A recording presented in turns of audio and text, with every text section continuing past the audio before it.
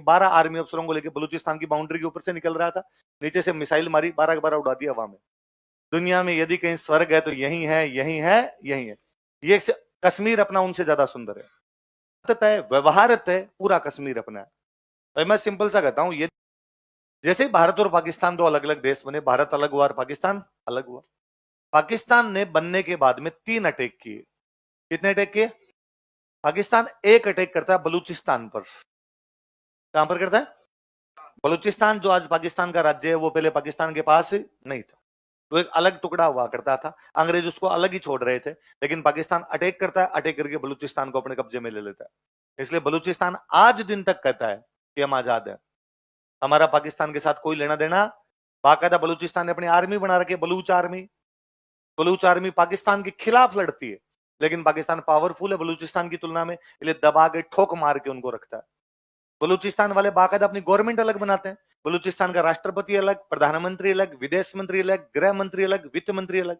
और वो सारे मंत्री जितने भी वो बलूचिस्तान में नहीं रहते, वो रहते हैं स्वीडन। कहां पे रहते हैं कि यदि वो कहे कि हम बलूचिस्तान के राष्ट्रपति बलूचिस्तान में बैठते हैं तो पाकिस्तान वाले उठा के ले जाए मार दे, तो वो कहां पर बैठे हुए? स्वीडन। वो कहते हैं हम स्वीडन में बैठ के बाकी देशों के साथ बातचीत करेंगे, आज नहीं तो कल बलूचिस्तान को आजाद करवाएंगे। जिस दिन आजाद होगा गवर्नमेंट चली जाएगी, जब तक आजाद नहीं होता तब तक गवर्नमेंट कहां पर बैठी है? इवन 5 साल में चुनाव और करवा लेते हैं और कहते राष्ट्रपति चेंज, अब नया। बैठते कहां पर है? पर बलूच लड़ रहे हैं, अभी तक लड़ रहे हैं। अभी साल भर पहले की बात है, पाकिस्तान का एक जहाज अपने आर्मी अफसरों को लेकर, 12 आर्मी अफसरों को लेकर बलूचिस्तान की बाउंड्री के ऊपर से निकल रहा था, नीचे से मिसाइल मारी, 12 के 12 उड़ा दिया हवा में। अभी 6 महीने पहले उनकी एक कोई फिजिक्स की प्रोफेसर थी, 35 साल की एक लड़की, बम बांधती है खुद के, कराची के एक ऑफिस के अंदर घुसती है, पूरा ऑफिस उड़ा देती है। वो बलूच सुसाइड बॉम्बर थी। तो बलूच वाले पाकिस्तान में जितने भी अटैक वगैरह होते रहते हैं, इनमें बलूचों का बड़ा हाथ है। कि कभी कोई ऑफिस में हो गया, पुलिस थाने के अंदर हो गया, कोई सेना के मुख्यालय के अंदर हो गया, ये ज्यादातर जो कर रहे हैं कौन करते हैं? बलूच। क्योंकि बलूचों का सपना है कि हमारा देश कौन सा होना चाहिए, हमारा पाकिस्तान के साथ कोई लेना देना, और इसमें भारत तन मन धन से उनके साथ है ना, अपने पूरे पूरे उनके साथ है। 2015 में 15 अगस्त का कार्यक्रम था, और 15 अगस्त के कार्यक्रम में बाकायदा मोदी जी बोल गए कि भारत को तथा बलूचिस्तान को आजादी की शुभकामनाएं। पाकिस्तान वालों ने बड़ा ऐतराज जताया उस पर, बलूचिस्तान को किस बात की शुभकामनाएं? तुम भारत को दो तुम्हारी शुभकामनाएं। हमने कहा गलती गलती हो गई, ऐसे बोल दिया, ऐसे बोल दिया। उधर बलूचिस्तान का राष्ट्रपति कहां बैठता है? उसने हाथों हाथ ट्वीट किया, भारत के यशस्वी तेजस्वी प्रधानमंत्री नरेंद्र भाई दामोदर भाई मोदी को समस्त बलूचिस्तानियों की तरफ से हृदय की अनंतिम गहराइयों से हार्दिक शुभकामनाएं। आज सारे बलूच आपके साथ खड़े हैं, आपने हमारे साथ खड़े रहने का जो मादा दिखाया है, इसके लिए भाई को मुबारकबाद दी जाती है। तो मतलब बलूच बड़े राजीव है कि नहीं, भारत अपने साथ, और है अपने ढंग से साथ है। उनको जो मिसाइल विसाइल चाहिए होती है ना, कोई उनको धन की आवश्यकता पड़ती है, कुछ भी पड़ती है, तो हम पूरा उनको सुविधा उपलब्ध करवाते हैं, और हम कर लेंगे। बलूचिस्तान को आजाद करवाना हमारा सपना, इंशाअल्लाह एक दिन हमारा सपना पूरा होगा, है ना। होना ही चाहिए जी, जो देश खुद आजाद होना चाहता है वो किसी की गुलामी के अंदर रहना नहीं चाहिए। हम खुद अंग्रेजों की गुलामी भोगे हैं, तो हम समझते हैं कि गुलामी क्या चीज होती है, इसलिए बलूचिस्तान को क्या करवाना अपने आजाद। और मैं चाहता हूं अपने जीवन काल में देख लें तो इससे अच्छा कुछ भी नहीं होगा। एक बलूचिस्तान पे हमला किया, पूरा का पूरा खा गया पाकिस्तान। एक हमला पाकिस्तान करता है कश्मीर। कहां पे करता है? कश्मीर का इश्यू यह था कि कश्मीर जब भारत पाकिस्तान बन रहे थे, कश्मीर में अपने राजा थे हरि सिंह। कौन राजा थे? उन्होंने कहा कश्मीर न तो मिलेगा भारत में, न मिलेगा, हम अलग हमारा देश बनाएंगे, स्टेट अलग ही होगा। अच्छा, कश्मीर के राजा हरि सिंह को यह लगता था कि कश्मीर एक अलग देश बनेगा, कश्मीर की बाउंड्री लगेगी पाकिस्तान से। किसे लगेगी? ऊपर से लग रही थी अफगानिस्तान, ऊपर से लग रही थी रसिया। जब ये उज्बेकिस्तान, तजाकिस्तान, तुर्कमेनिस्तान नहीं थे, तो रसिया की बाउंड्री भी उधर से लगती। इधर से बाउंड्री लग रही है चाइना, इधर से बाउंड्री लग रही है तिब्बत, क्योंकि तिब्बत पहले अलग देश था, चाइना के अंदर नहीं था। इधर से बाउंड्री लगती है इंडिया। तो कश्मीर के राजा को पता था कि 6 देशों की बाउंड्री लगती है, ये 6 देशों के नागरिक हनीमून मनाने यही आएंगे। भाई पास में इनके तो हिल स्टेशन यही है पूरा। भाई आज जो स्विट्जरलैंड है उसकी इकोनॉमी का सोर्स क्या? केवल टूरिज्म। और उनके पास क्या, छोटा सा देश है एकदम, पर टूरिज्म के दम पर पूरी दुनिया पे राज कर रहा है। बाकायदा यश चोपड़ा को स्विस गवर्नमेंट ने पैसे दिए कि तू हमारे यहाँ फिल्में बना, यहाँ की लोकेशन दिखा। फिर उधर शाहरुख खान को दिखाया, कुछ कुछ होता है, दिल वाले दुल्हनिया ले जाएंगे, अपने वालों ने देखा, अपने वालों लगा रहा। उधर यदि घास के मैदान में ये पोज किया जाए तो मजा ज्यादा आता है। इसलिए हनीमून मनाने अपने वाले सारे कहां जाने लगे, स्विट्जरलैंड जाने लगे। तो यश चोपड़ा को अवार्ड दिए हुए, यश चोपड़ा को, शाहरुख खान को, स्विस गवर्नमेंट के, जैसे अपने भारत रत्न होता है, उनके जो अवार्ड है वो इन सबको मिले हुए, कि वहां की टूरिज्म को चमकाने वाले यही लोग हैं। इन्होंने फिल्मों की शूटिंग, उन्होंने कहा तुम तो फिल्म की शूटिंग करो, फ्री करो यहाँ पे आगे, और क्या चाहिए, अच्छी लोकेशन, शूटिंग फ्री के अंदर हो रही है, और उस शूटिंग के माध्यम से कितने लोगों को स्विट्जरलैंड दिखा गए बोलो। अब बाद में सबको लगता है कि नहीं, एक बार इधर तो वैसा है ना, दुनिया में यदि कहीं स्वर्ग है तो यही है, यही है, यही है। ये कश्मीर अपना उनसे ज्यादा सुंदर है। स्विट्जरलैंड ये कुछ ही नहीं लगता कश्मीर के आगे। वहां केवल स्विट्जरलैंड में केवल ग्रीनरी है, अपने तो यहाँ पहाड़ वाला, ग्रीनरी वाली चीजें, बर्फ, झीलें, जो जो हो सकता है वो कश्मीर, कश्मीर वाकई स्वर्ग है। अमीर खुसरो की ये जो लाइनें थी कि गर फिरदौस बर्रू है जमी अस्त हमी अस्त हमी अस्त हमी अस्त, यदि धरती पर कहीं स्वर्ग है तो यही है, यही है, यही, ये कश्मीर के बारे में, और वाकई वो स्वर्ग है। तो हरि सिंह जी के दिमाग में था कि अपना स्वर्ग है, इस स्वर्ग में सारे टूरिज्म के लिए आएंगे, फिर अपने अखरोट होता है, अपने सेब होता है, अपने केसर होती है, अपनी इकोनॉमी चल जाएगी, अपने किसी भी देश में जाने की आवश्यकता। लेकिन जैसे ही उधर पाकिस्तान बना, पाकिस्तान ने कश्मीर पे अटैक किया, पाकिस्तान ने कश्मीर पे अटैक किया। हरि सिंह जी ने कहा कोई बात नहीं, अपनी सेना जाएगी और जाके पाकिस्तान से लड़ेगी। कश्मीर की सेना जब पाकिस्तान से लड़ने के लिए गई तो कश्मीर की सेना पाकिस्तान से मिल गई। तो हरि सिंह जी की समझ में आ गई कि पार नहीं पड़ेगी। अब वो सेना कश्मीर वाली भी पाकिस्तान में मिली, पाकिस्तान की सेना थी वो आधे कश्मीर पे कब्जा कर गए, आधे कश्मीर तक आ गए। आधे कश्मीर तक आ गए तो हरि सिंह जी को लगा पार पड़ेगी नहीं, अपनी सेना तो पार पड़ेगी नहीं। तो हरि सिंह भाग के नेहरू जी के पास, उन्होंने नेहरू जी को आगे, भाई नेहरू जी पड़ोसी हैं यार, सहायता करो। नेहरू जी का नाना, पड़ोसी तो खूब सारे हैं, किस किस की सहायता करें, हमारा क्या लेना देना तुमसे, तुम आजाद देश हो, तुम विलय करो तो सहायता करे। हरि सिंह ने कागज लाओ, फटाफट कागज लाओ। हरि सिंह ने किए साइन कि मैं कश्मीर का विलय किस में करता हूं, भारत में। नेहरू जी ने हाथ हाथ इंडियन आर्मी उतर के, जाओ रे लड़ो अपने जाके। इंडियन आर्मी गई, इंडियन आर्मी, मान लो पाकिस्तान की सेना इधर से आगे आ रही है, यहां तक आ रही है पाकिस्तान सेना, इंडियन आर्मी गई, उसने जाके यहीं रोक दिया। अब नेहरू जी को पूछा अब क्या करें, तो नेहरू जी ने कहा रुक जाओ, जितने में अपने केवल रोकना, उनको रोक दो, रोक दिया यहाँ। सेना का यहां से आगे बढ़ के निकाल देते हैं इनको बाहर, कि नहीं अब अपने यूएनओ से फैसला करवाएंगे। किसे करवाएंगे, क्यों लड़े फालतू में, क्यों खून बहाएं। यूएनओ का मतलब ही क्या है, दो देशों के बीच में समाधान करना, इसलिए अपने मामला कहां लेके जाएंगे, यूएन। हम गड़बड़ी यही करके, हम यूएनओ के पास गए, हमने यूएनओ को जाकर, भाई यूएनओ ये कश्मीर पूरा का पूरा हमारे में विलय है। भाई जब कश्मीर प्लॉट का मालिक कह रहा है मैंने प्लॉट आपको दे दिया, तो पूरा प्लॉट अपना। कश्मीर के राजा हरि सिंह करे मैंने पूरा का पूरा कश्मीर किसको दे दिया, भारत को, तो पूरा कश्मीर अपना है। तो हमने कहा भाई डॉक्यूमेंट हमारे पास है पूरे कश्मीर के, और ये भाई आप तो हमें दिलवाओ पूरा। यूएनओ तब नया नया बना था, तब वहां एक समस्या थी दूसरी, वहां सोच ये थी कि जो लोग जहां रहने चाहते हैं उनको वहां रहने दिया जाए, लोगों से पूछा जाए, पब्लिक से पूछा जाए कौन कहां रहना चाहते हैं। तो यूएनओ ने कहा कश्मीर में जनमत संग्रह करवाएंगे। क्या करवाएंगे, रेफरेंडम करवाएंगे, जनता से पूछेंगे, इधर इंडिया और पाकिस्तान क्या गल और अपना प्लॉट होना चाहिए। पर वो मामला अभी अदर झूल के अंदर है।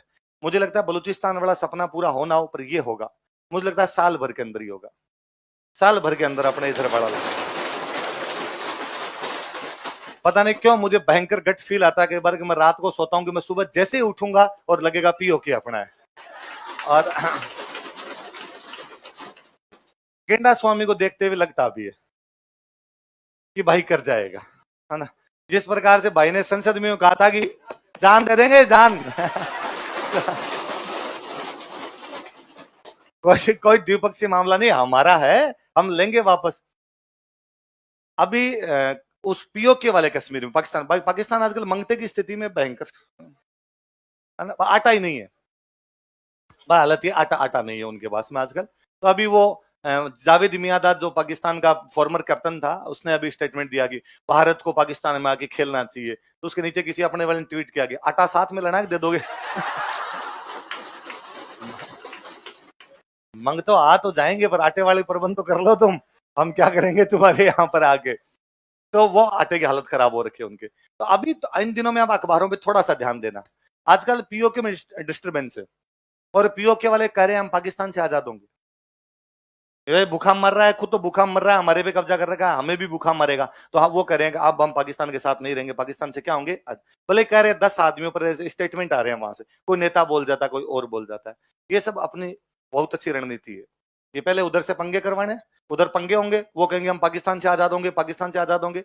पाकिस्तान उनके ऊपर कोई लाठीचार्ज टाइप करेगा, फायरिंग करेगा, वो लोग भाग के इंडिया की तरफ आएंगे, तब हम कहेंगे कि साहब दूसरे देश के नागरिक आ रहे हैं इसलिए हमें इंटरफेयर करना पड़ रहा है, हम घुसेंगे। ऐसा हमने बांग्लादेश में किया था। ऐसा हमने एग्जैक्टली बांग्लादेश में हमने यही किया था। बांग्लादेश आजाद हुआ नहीं, करवाया है। यदि बांग्लादेश की कभी गलत फहमी होगी, हम खुद आजाद हो गए, इतने डोल नहीं थे। वो टिक्का खान मार मार के लटका देता इनको।